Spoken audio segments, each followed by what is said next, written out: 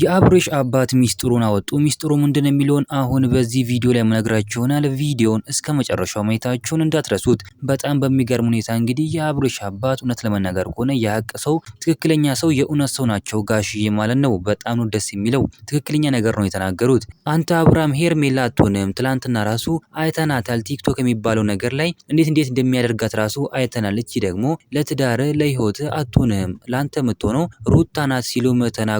ደግሞ እውነታቸውን ያሉት ሩታ የኛ ጀግና የኛ እንቁ ለአብርሃም ትበዛበታለች እንጂ አታንስበትም ማለት ነው። በጣም ነው የምንወዳት የምናከብራት። ጋሽዬም ይሄንን ነገር ያሉት አንተ ከሩታ ጋር መሆን አለብህ፣ አንተ ከሩታ ጋር ሆነ ልጅን ማሳደግ አለብህ፣ ልውሌ ልጅን ማሳደግ አለብህ፣ ቤተሰቦችን ማስተዳደር አለብህ እንጂ በዚህ ሰዓት ልክ እንደ ወጠጤ ፍየል ወደዚህ ወደዛ ለምን ትላለህ? ሴቶችን ለምን ታስጨንቃለህ? ለምን ትጫወትባቸዋለህ? ሲሉም ተናግሯል። እህትህ ቡዜ ላይ ቢሆን እህቶች ላይ እንደዚህ ቢደረግ፣ አንድ ወንድ እህቶች ላይ እንደዚህ ቢያደርግብህ በጣም ደስ ይላል እንዴ? ምንም ደስ አይልም።